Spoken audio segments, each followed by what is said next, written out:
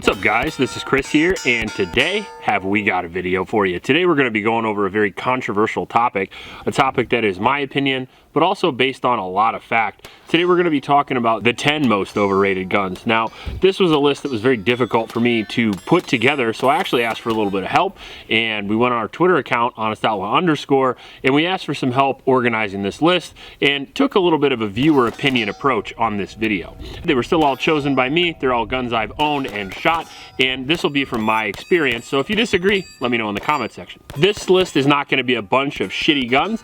They have to have been elevated to an almost mystical level. They have to have a huge cult following, and they have to be not as good as those cult followings think they are. So they're not bad guns, they're just not as good as people think they are. Before we get into the video, I do want to mention my Patreon supporters. You guys are the biggest supporters of the channel, and we really appreciate you. If you want to help the channel, the best way to do it is just go down to the link in the description of each video and sign up for Patreon. I also want to mention a local shelter in Ames, Iowa. It's the YSS. Those kids could really use your help, so please go down to the link in the description and donate to those kids. That being said, let's get into it with number 10, and I'm going to order these in order of what I think is the least overrated to the most overrated, not necessarily the best guns to the worst guns. So I think that number 10, we have the HK USP. Now, one of the highest voted guns on that Twitter list was HK anything, so you will be seeing one, if not maybe another HK on this list. Now, the USP is one of those guns that is certainly not a bad gun. Maybe the most reliable handgun in history, and certainly one of the most military proven. That being said, with its reputation comes a little bit of mythology about how the gun actually operates and how it compares to other more modern guns, since the USP is a little bit elderly. Now, the USP is a polymer framed double action pistol that comes in a variety of configurations. The one you see in front of you is the USP Expert. That's, however, not common. Usually the standard USP is a 4-inch. The MSRP on the USP is a staggering $990, and they could usually be found for around $800. The average barrel length is 4 1/4, and they weigh about 27 ounces, a little bit heavier than a Glock. Usually double single action guns do weigh a little bit more. It comes in its base configuration at about double the price of a Glock, 2.5 times the price of an M&P, for a lot less features and a lot less ergonomics, in my personal opinion. Compared to modern guns, the USP doesn't fit very well. And that was meant for military durability, and in which case that it absolutely excels. But if you consider that it has flat black sights, now the USP Expert has adjustable sights, but most of them do not. It has no optics mount, the trigger is really rough, and the reset on the trigger is very long, making follow-up shots much slower than a more modern pistol like a PDP or a P10. The ergonomics can make the gun hard to use. The grip, it looks cool, but it can be relatively uncomfortable considering this is a full-size gun with only a 15-round grip, and it does have quite the bore axis to it, making the axis a lot higher than your hand, gives you a little bit more recoil, and the trigger being pretty rough makes it hard to shoot. Now, mechanically, the USPs are very, very accurate guns. The USP Expert, extremely accurate. I've hit targets up to 100 yards with this gun. Yep.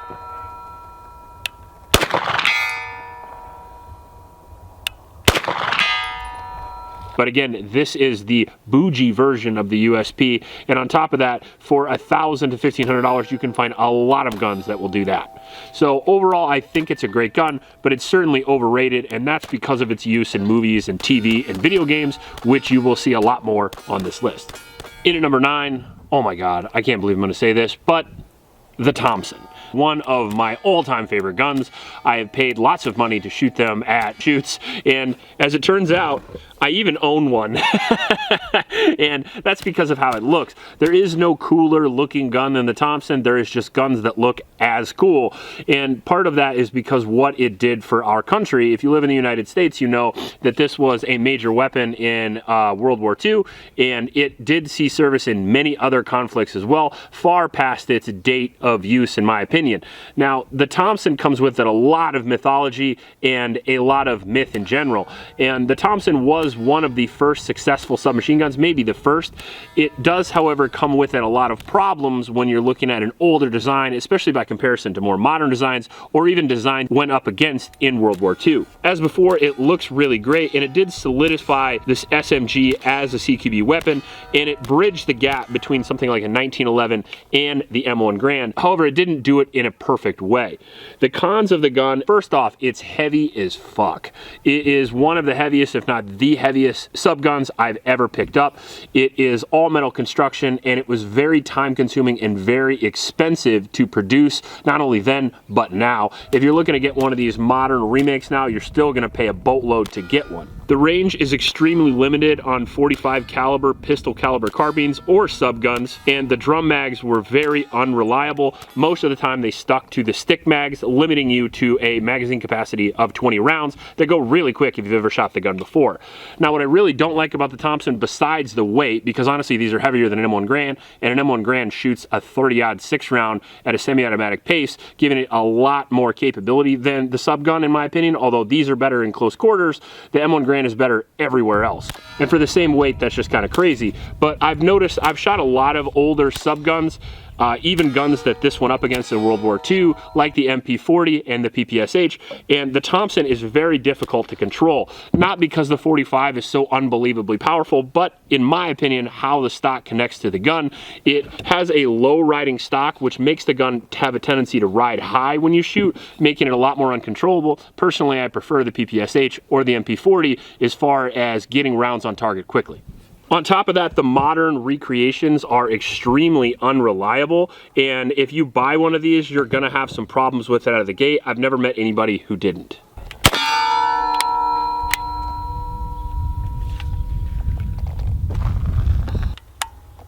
Okay, give it a hard one, like let it go. Oh, there's two in the barrel right now. All right, let me deal with it real quick. So I'm not really sure what's going on, but it's having a lot of trouble chambering rounds, and you can see there, it's bending the crap out of the round right on the case. Just hold it. Right when it goes in, so it's not ideal. Now, I'm not saying the Thompson's a bad gun, and I'm not saying it's unusable. Trust me, it's usable. This has snagged a lot of bad guys in its day. If you're comfortable with a limited capacity, okay reliability, and a very heavy platform in exchange for a super cool gun that has a lot of American history, I think you're still good to go with a Thompson, but there's no denying that it's overrated. At number 8, pump action shotguns. Get out of my house, nutsack! I'm going to be talking about one of the most common platforms of guns, specifically the 870, but kind of pump action shotguns as a whole. And again, I'm not saying these are wrong in any way. I'm just saying that they're overrated, especially by people who are deeply in love with them. Is the pump action shotgun useful? Absolutely. Is it cheap? Is it affordable? For sure. Is it lethal? 100%. Does it carry enough capacity for home defense? Yeah. Can you use it for hunting? Yep. Can you use it for competition? Oh yeah. Is it a great, diverse, awesome, affordable platform? I agree with all those things. But I also agree that a lot of people think it is a lot of things that it is not. And the pump action shotgun is not the perfect gun. It actually has a lot of cons, but it's very specific to what type of person that you are. The pump action shotgun is usually given to new shooters and people who just want a self-defense gun because it is affordable. The problem with that is, first off, it has a ton of recoil by comparison to a lot of other effective guns. So it makes new shooters and smaller statured people very shy to use it. So even if they do own one, they have a tendency to not know how to use it because they don't practice with it very much.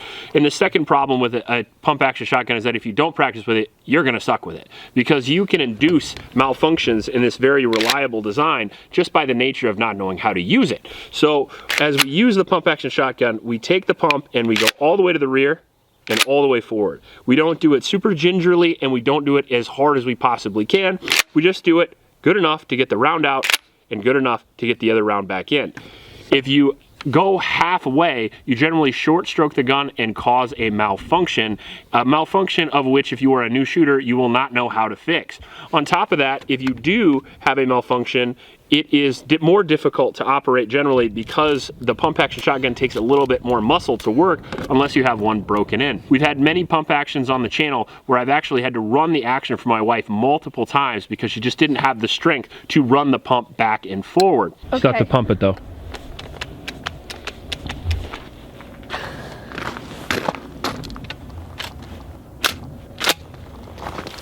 Stay there.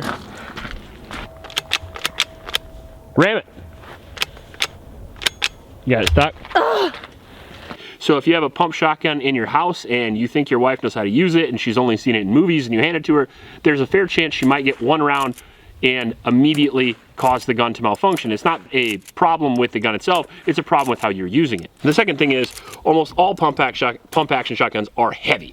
And part of that reason is because of their construction. Part of that reason is they have to be very durable because they have a huge explosion and a lot of lethality. But a lot of that is because they have a minimum limit of 18 inches on a shotgun as opposed to 16 on a rifle. And obviously with a pistol, you can get a much smaller barrel. So it does require you to have a lot more strength to hold out for a long period of time. So let's say if you're in a home invasion situation and you're holding your gun on your door while you're on the cell phone with one hand, it's going to be very, very heavy. On top of that, if you have to navigate your house and find your kids, for example, or you have to get out of the house for whatever reason, a pump action shotgun is difficult to operate in structures for smaller stature people because it is a very large, unwieldy gun. Now, people say, yes, you can short stock, you can go over the shoulder, but firing a full load of buckshot over your shoulder without the stock in your shoulder is very difficult to do for people with little practice. And for a gun that's difficult to practice with, is uncomfortable to practice with, and needs a lot of practice, is a recipe for disaster for a lot of new shooters. So I would heavily recommend a pump action shotgun if you are comfortable with it and know how to use it. Now, some other myths of pump action shotguns are going to involve spread. If you watch movies like Desperado, if you watch anything like that, first off, a spread in a movie on a shotgun is apparently the size of an elephant, but in real life, it's actually 1 inch per yard generally. So if you have a large house, maybe it's 7 to 10 yards long in your hallway, that's about 30 feet, that's a pretty big house, you are still only gonna have about a 10-inch spread. Now, the spread helps you hit your target if you are under stress, sort of, but it also causes a problem of what happens if you're in a hostage situation. Your wife's not going to like it if 2 of the pellets hit her and 7 of the pellets hit the bad guy, so you want to make sure to have supreme accuracy, in which the shotgun is more difficult to do that with. It's also more difficult to mount accessories like a light. You are going to probably end up being better off buying a dedicated shotgun with an M-lock rail or maybe a Surefire front end, because on a shotgun it is a lot easier to use a weapon mounted light if it is mounted to the pump because the pump reciprocates. That being said, it's still one of the most lethal and most affordable platforms. That's why it's not very high on this list, but to say it's not overrated would simply be a lie. In at number 7, big bore revolvers. Now, this is one of the things that I hear all the time from people who don't own a firearm. I'm gonna buy a 500 Smith & Wesson to protect my house. I'm getting a 460. I'm getting a 44 Magnum. I'm getting a Raging Hunter from Taurus, and that will be enough stopping power for me. But they forget that stopping power isn't everything. There's actually a lot of cons to big bore revolvers that people don't realize until they get them out on the range. Whoa, it's a heavy bitch. Man, this thing's beating up my hand. Or until they attempt to use them in close quarters. First off, with big bore revolvers, there is a lot of barrel to grab if you're going around a corner, and that can be an issue retaining your firearm. Secondly, they are extremely loud indoors. If the bigger revolver you get, the more bang you're gonna feel. I know she likes that, but you won't. These things require a lot of training to use. Part of that is due to recoil management, part of that is due to reloading quickly, but a lot of that is operating the trigger mechanism. Now, unlike a shotgun, you don't get a spread. You get 1 round and it goes where you point the damn thing. And with a double action revolver, a lot of times you have a huge heavy pull before the round actually ignites, and you have a lot of time and space to dump your sights low and left, or generally low if you're a right-handed shooter. That's generally where you shoot a double action revolver the first time, because your trigger control is poor and you are not used to pulling back a 6 to 8 to even 10 pound trigger. Usually you guys are used to the 5 pound striker fired triggers where it only goes about that far, whereas the double action revolver usually goes about 3 times the distance at twice the poundage. Now, you can drop it into single action and have a very accurate platform. However, you're probably not going to have time for that. Another con is that you only get 6 rounds as opposed to something like 15 or maybe 17 in a much smaller Glock 19. So you have a huge capacity deficit, so you just can't afford to miss, even though it's easier to miss. These are also very difficult to conceal and very heavy. So smaller statured shooters are gonna have a problem with shooting them accurately. They're gonna have a problem with follow-up shots because of recoil management, and they're gonna have a problem carrying on them for long periods of time because they're less concealable and very, very heavy. I've met people who've bought 44 Magnums for concealed carry, who carry them open carry, which I've always thought is really dumb, because you might as well put a big shoot me first sign on your back if you open carry. But secondly, they're easier to snatch and they're just extremely uncomfortable to carry all day. They also can be very expensive. As a platform, now this Raging Hunter is relatively affordable, but even it is around the $1,000 mark, and the ammunition to feed it is also going to be expensive.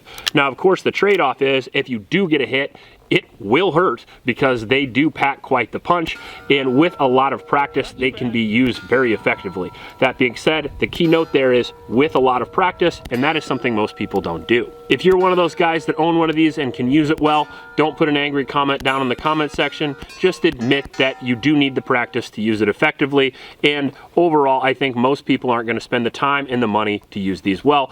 I think that's what makes them the most overrated, because they do have performance, but you aren't going to be able to squeeze it out unless you put in the time. In at number 6, the FN PS90. Now, the FN PS90 is a very cool looking gun, and like a lot of guns on this list, it went for style over substance. The PS90 is the 16-inch version, or the civilian version, of the P90, which the Secret Service and James Bond in GoldenEye have used for a long time. Now, I bought the P90 because GoldenEye was one of my all-time, if not my all-time favorite video game, and it is certainly one of the coolest guns in that game, except for maybe Odd Job's hat, if you're in that mood. That being said, you can't dual wield it with big head mode in real life, so you're stuck with the poor ergonomics of the reality of the PS90.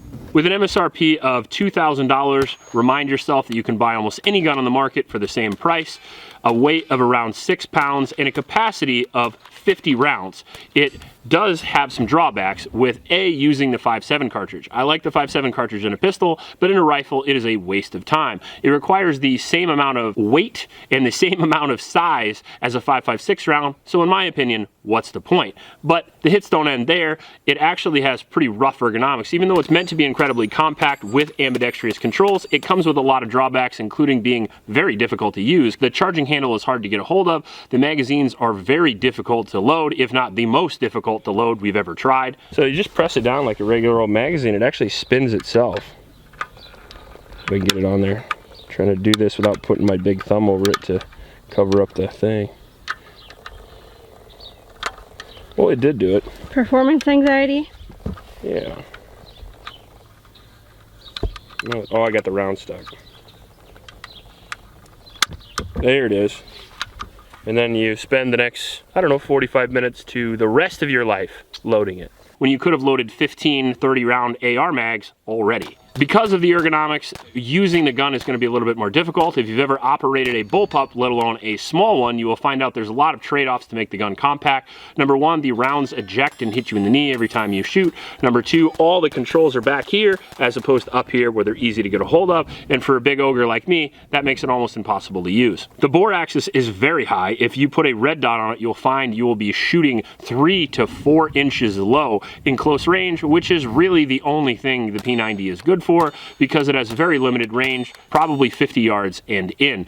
It has a swarm of bees concept around the full auto P90, but when you put it in a semi-automatic version, a lot like a lot of sub guns, they have terrible triggers because they're meant to be full auto in the first place. They're not meant to be hit a whole bunch of times in a row. I'm not going to discount the fact that it's cool. I'm not going to discount the fact that it has been used successfully, but I would say for the price, for the weight, for a civilian, I think you're way better off with something a little more affordable, like an AR. In at number 5, I think I'm happy to see yours. Maybe a Desert Eagle in my pocket. Fucking Desert Eagle. I do love the Desert Eagle personally. I know this because I own one. You're looking at mine right now. And I can tell you that for sure this gun is overrated. If this isn't the coolest gun in movies and TV, I'm not sure what is. It's certainly one of the most legendary pistols out there. And if you just watch movies, just play video games, and you don't shoot a lot of guns, you probably assume this is an amazing pistol. And it's not bad, but I wouldn't say it's good either.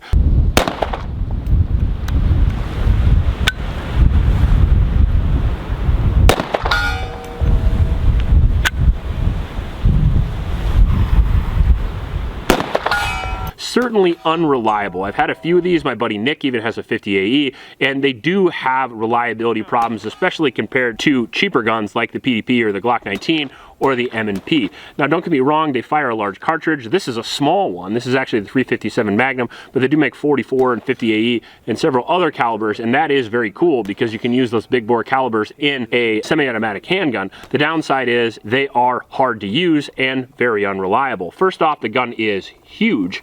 This again is a small one, and I'm a big guy, and you can see how big this gun is. Definitely too big for carry, definitely too heavy as well. The specs differ greatly on the calibers, but I think this one's around 50 ounces unloaded. You get a very minimal capacity, especially for the size and weight. You do get a 357 Magnum, but you only get 9+1, which is not that much better than a revolver. I have 8-round revolvers that are going to be a lot more reliable than this. It is an accurate gun, and you can put a dot, but you can't put a light. And on top of that, the magazines are very expensive to get a hold of. So overall, I would say that you do get a big bore, but because of the reliability and the size to weight versus capacity ratio, I would say the Desert Eagle is very underwhelming in real life. Fun to shoot, but not realistic for self-defense. Certainly, you would be better off with something like this. In at number 4, another FN. This time, we're gonna be looking at the Scar series. Now, this is my Scar 17, and don't get me wrong, it's certainly one of my favorite guns, but overrated it definitely is. The Scar had mixed reception with Special Forces when it was introduced. It was originally designed to be a large caliber, long range battle rifle for Special Forces, of which they kind of liked and kind of didn't.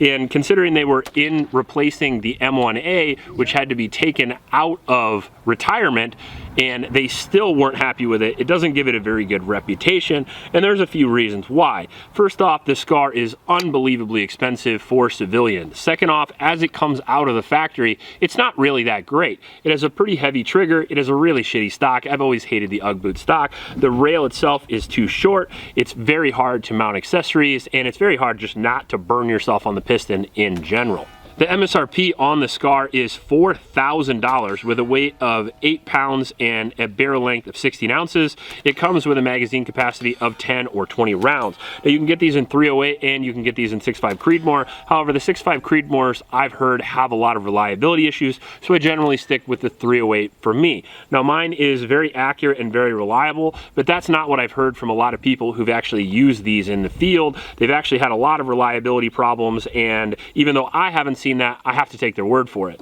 I personally think the main reason the Scar is overrated is because there is an awful lot of things that compete or exceed it for a lot less money, and for that much money, you think they could update it and do some of the things that I've done to my Scar. For instance, I've put an M-lock rail on my Scar and put a much longer rail, and the reason for that is because if you're shooting off barricades and stuff, you don't want to be resting a super precision gun on the barrel on the barricade, or you're just gonna throw off your shot in the first place. So for a precision marksmanship style rifle, that like a DMR for example, this seems like an obvious choice. Second thing is it does come with a non-threaded muzzle brake. I've already put my suppressor mount on here because a muzzle brake just isn't very usable in tactical situations. Like if you're shooting indoors in an intruder or even outdoors with a muzzle brake on a 16-inch 308, it's going to deafen you almost immediately if you're not wearing ear pro, which totally sucks. So the rail sucks, the open gas piston sucks, the brake sucks. The grip, I obviously had to switch out as well because it comes with a standard A2 grip, which is like 4 cents in a bargain bin, and I feel like the least they could do is put a good grip on it, like this mag pull. And the last thing is the stock on a precision rifle needs to be very rigid, it needs to give you a good base to put your cheek on. And the UGG boot stock, yes, it folds, but it is one of the least rigid and reliable stocks I've ever tried, so obviously it disappeared on mine as well. And I feel like if FN offered the Scar in a configuration like this, they would do a lot better. Now, they did update the charging handle, which I think was the biggest problem for most people. For a million years, at least 2 decades, I believe, they had the reciprocating charging handle, and if you were to shoot this next to like an AR-10 that doesn't have a reciprocating charging handle, you would find you'll smack yourself in the hand all the time, especially if you're operating in close distances with using a magwell grip. The damn charging handle is going to hit you, and A, it's going to hurt, and B, it's going to cause a malfunction in an already sketchy design. And for a $4,000 price point, I just think that's way overrated. Now, the Scar is a cool gun, and it works for civilian use for me personally because of how I have adapted the rifle to what I want it to do, but I think for most uses, it is just way too expensive and way outdated. And I would say that the SCAR 17 is certainly a better offering and the way to go over the 16. I would really see no reason to buy the SCAR 16 other than you just like it and that it's cool. Because don't get me wrong, it would definitely work. If you think it's cool, go ahead and get it. That being said, I think it's a huge waste of money because it does nothing an AR doesn't do, and it's like 4 times the cost. If you're looking for what the SCAR was supposed to be, I would check out the SIG Spear. I prefer that. In at number 3, we have the Glock pistol. Now, it hurts me to say this, but it is just a fact. The Glock pistol is a little bit overrated. I put it on my overrated pistols list, so it would be hard pressed not to be on this list as well. Now, it is one of the most popular, if not the most popular pistol ever created. It certainly created a genre of which many have copied, and I appreciate it for that. That being said, it's getting a little outdated in its features and its functionality, especially by comparison to a lot of its peers. And because of that, I think in modern day 2023, it's definitely overrated. I would say a lot of it is due to its failure to innovate. This is probably its most innovative platform here, the 19X or the Gen 5 series. That being said, it looks very similar still to the Gen 1s or Gen 2s because they haven't changed all that much. The same shitty trigger is there, the same shitty sights are there. Now the 19X, the military version, actually comes with a better set of sights, so it's kind of a bad example to use, but you know what I'm talking about. The same old white box sights are on almost every Glock, and they suck. The MOS system is one of the worst mounting systems that you can get for a polymer frame pistol. The grip is way outdated. While most pistols have adapted to the more modern and American grip style, the Glock, you still have to break your wrist way over to actually get a sight picture on the gun, which is not a bad thing if you train with it, but it is a bad thing if you shoot a lot of different guns because it's very unique, and generally that can cause you to aim high on your first presentation, which I'm not a fan of. The trigger, as I mentioned, is very heavy and the reset is long, limiting you to strings of fire that are a little bit slower than something like a PDP or a Canic or a VP9 or maybe a CZP10. That leads a lot of people to accessorize, to put new sights, to put new triggers, of which are readily available, don't get me wrong, but that adds cost to an already slightly overpriced platform.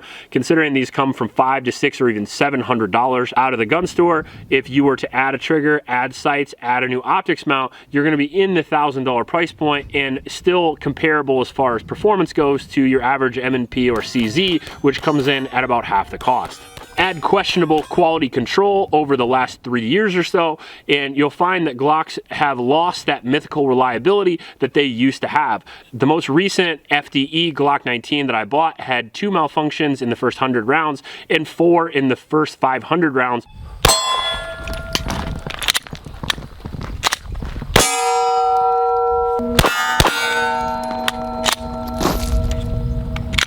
Which for a gun that literally lives on its reputation of reliability is unacceptable for me, especially when I can buy a $400 Canic that will do just as good and have a better trigger and I have more fun with anyway. So overall, I would say the Glock needs a lot of respect for what it's done for the gun community, for the pistol community, and for the innovations that they achieved. That being said, are they overrated?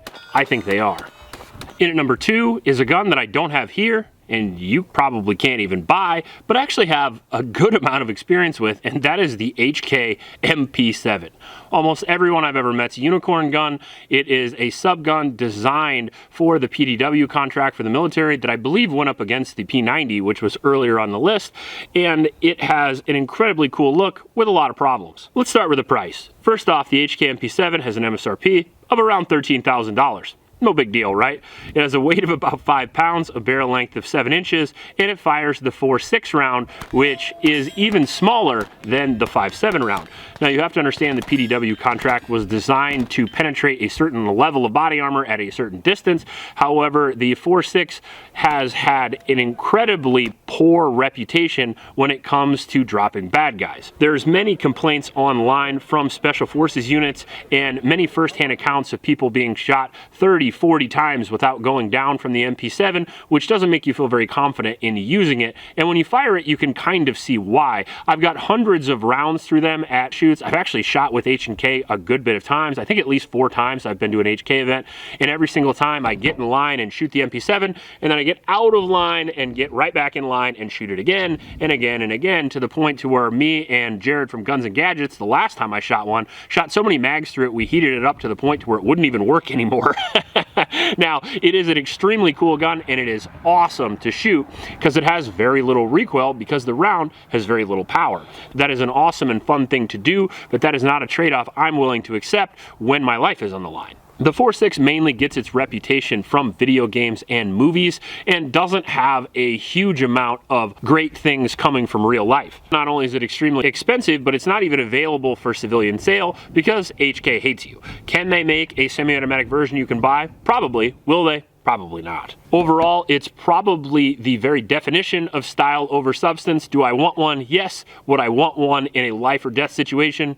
Probably not. Now, before we get into number one, we do have a good bit of honorable mentions. I had a lot of trouble picking these from the huge list that you guys gave me on Twitter. And again, if you want to follow me on Twitter, I would really appreciate it. It's HonestOutlaw_. We're going to be doing some cool things on that this winter. We're going to have exclusive content. We might be doing some deals on there, so if you want to see some of the stuff you see on the channel and you want to get a hold of it, that's a good way to do it. So let's go over some honorable mentions. With the obvious choice is the ACR. The ACR was a very cool gun which is marketed directly to movies and video games to get people influenced, and it was the Masada, I believe, to start out with, and then once Remington got a hold of it, the quality control went to shit and the ACR was born. The G36 is another one that I think is super, super cool, but every G36 I've ever tried has had lots of problems. The Beretta 80X Cheetah, I thought about putting on this list, but I didn't want to hate on it every single week this month, so I decided to leave it off. The 1911 I couldn't put on here because I felt like God would strike me down if I did. The High Point is obviously one of those that's extremely cheap, but a lot of people actually think that's the best gun on the market. It's not. It's the best gun under $150, but that's not a very high bar. The M1A is another one I would mention. The M1A's had mixed track records throughout history, and yeah, it's a good gun, but does it beat an AR-10? Fuck no, it doesn't. And then the Spaz 12, I would certainly have put on this list if I would have had any footage of one at all. I've only ever operated one once, and it was a disaster. Those guns are very hard to use. They're very unreliable, but hell if they don't look cool in Jurassic Park, so they've got that going for them. And number one, it had to be. I couldn't put it at anything else, and I know I'm getting famous on the internet for hating on this gun, but it is the P320. First off, on the Twitter post, there couldn't have been more 320 posts. I mean, there was hundreds of people that thought the 320 was the most overrated gun, so at least I'm not alone. I did put it on the most overrated pistol list, so it does make sense. Now, the P320 does have a lot of good things going about it, and it's certainly not the worst gun in the world. The standard manufacturing Thunderstruck exists, so the P320 is safe.